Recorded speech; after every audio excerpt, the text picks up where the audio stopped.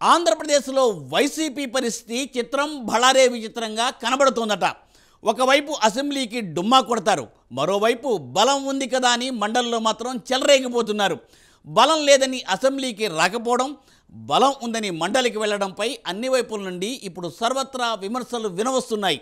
ఈ నేపథ్యంలో మండలిలో వైసీపీని కట్టడి చేయడానికి కూటమి ప్లాన్ చేస్తుందా? వైసీపీ బలంపై కూటమి ఫోకస్ చేసిందా?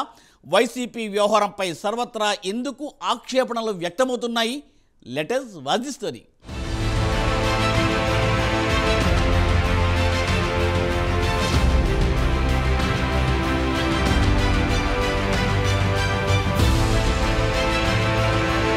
ఏపీలో వైసీపీ విచిత్రంగా ప్రవర్తిస్తోంది. శాసన మండలి ముద్దు, శాసనసభ వద్దు అన్నట్లుగా వైసీపీ వ్యవహరిస్తోంది. శాసన మండలిలో వైసీపీ సభ్యుల సంఖ్య ఎక్కువగా ఉండడంతో మండలి సమావేశాలకు హాజరవుతోంది. శాసనసభలో ప్రతిపక్ష హోదాకు తగినంత మంది ఎమ్మెల్యేలు ఆ పార్టీకి లేరు. దీంతో శాసనసభలో ప్రతిపక్ష నేత హోదా ఇవ్వలేదన్న సాకుతో వైసీపీ అధ్యక్షుడు జగన్మోహన్ రెడ్డి సభకు వెళ్లకూడదని నిర్ణయించుకున్నారు. తనకు ప్రతిపక్ష నేత హోదా ఇచ్చేందుకు, సభలో మైకు ఇచ్చేందుకు కూడా కూటమి ప్రభుత్వం భయపడుతోందని తన ఎమ్మెల్యేలతో జగన్ చెబుతున్నారు. ఈ క్రమంలో వైసీపీ అసెంబ్లీకి రాకపోవడంపై తాను పదవి కోసం పట్టుబట్టడం లేదని, ప్రతిపక్ష నేత హోదా ఉంటే ప్రజా సమస్యలపై మాట్లాడేందుకు అడిగినప్పుడల్లా మైకు ఇస్తారని జగన్ వివరణ ఇచ్చుకుంటున్నారు. అయితే శాసనసభకు వెళ్లనప్పుడు ఎమ్మెల్యే పదవెందుకని రాజీనామా చేయాలని జగన్ సోదరి ఏపీ కాంగ్రెస్ అధ్యక్షురాలు షర్మిల విమర్శలు చేస్తున్న సంగతి తెలిసిందే.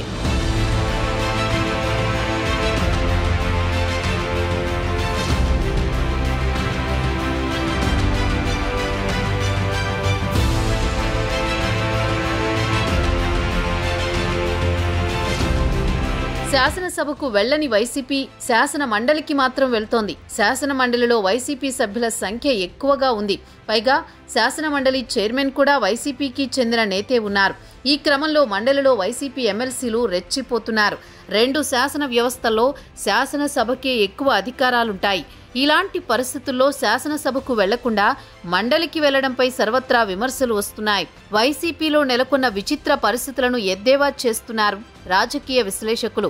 మరోవైపు శాసన మండలిలో వైసీపీ సభ్యులు ఎక్కువ మంది ఉండడంతో రెచ్చిపోతున్నారు.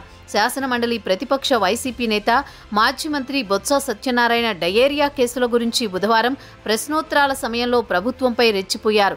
విజయనగరం జిల్లా గుర్లతో పాటు రాష్ట్ర వ్యాప్తంగా సంభవించిన డయేరియా మరణాలపై ప్రశ్నోత్తరాల సమయంలో సభ్యుల మధ్య వాగ్వాదం చోటు చేసుకుంది. ఎన్ని మరణాలు జరిగాయి, చనిపోయిన వారికి ఎక్స్గ్రేషియాపై ప్రభుత్వం సమాధానం చెప్పాలని వైసీపీ సభ్యులు డిమాండ్ చేశారు. బొత్స వ్యాఖ్యలకు ప్రతిగా మంత్రి అచ్చెన్నాయుడు కౌంటర్ ఇచ్చారు. గత 5 ఏళ్లలో పంచాయతీలకు నిధులెందుకు ఇవ్వలేదని అచ్చెన్నాయుడు ప్రశ్నించారు.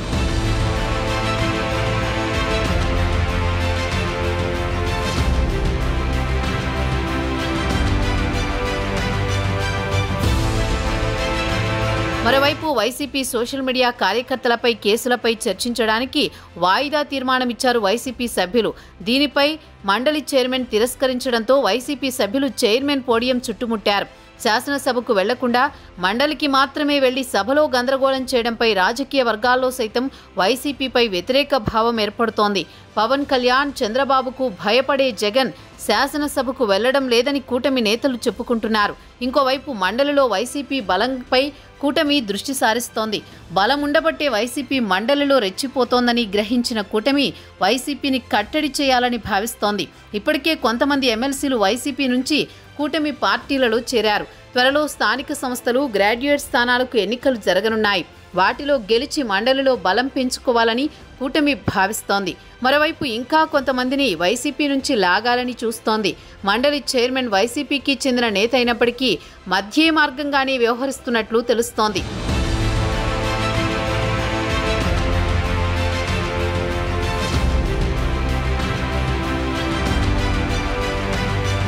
ఎంతో ముఖ్యమైన రాష్ట్ర భవిష్యత్తును నిర్ణయించే బడ్జెట్ సమావేశాలను వైసీపీ బాయ్కాట్ చేయడంపై సామాన్య జనం సైతం ఆక్షేపిస్తున్నారు.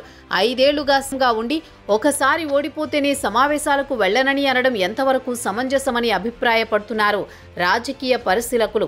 ప్రతిపక్ష హోదా లేదని సమావేశాలకు వెళ్లకపోవడం సరైన పద్ధతి కాదంటున్నారు. గతంలో ఉమ్మడి ఏపీలో 1994లో కాంగ్రెస్ పార్టీకి సైతం ప్రధాన ప్రతిపక్ష హోదా దక్కలేదు. అయినా కాంగ్రెస్ శాసనసభాపక్ష నేతగా పి జనార్దన్ రెడ్డి సభకు వెళ్లి ప్రభుత్వ ప్రజా వ్యతిరేక విధానాలపై పోరాడారు. జగన్ కూడా అలానే పోరాడాలని ప్రజలు కోరుకుంటున్నారు. వైసీపీ తరపున గెలిచిన 11 మంది ఎమ్మెల్యేలు తమ నియోజకవర్గ సమస్యలు సభ ముందు ఉంచే అవకాశం కోల్పోయారు. జగన్ వల్ల ప్రజా సమస్యలు చర్చించడానికి శాసనసభే సరైన వేదిక. కానీ వైసీపీ శాసనసభకు వెళ్లకుండా మండలికి వెళ్లడంపై వైసీపీ పరిస్థితి భళారే విచిత్రంగా తయారైందని విమర్శలు వస్తున్నాయి. చూడాలి మరి ఇప్పటికైనా వైసీపీ శాసనసభ సమావేశాలకు వెళుతుందో లేదో.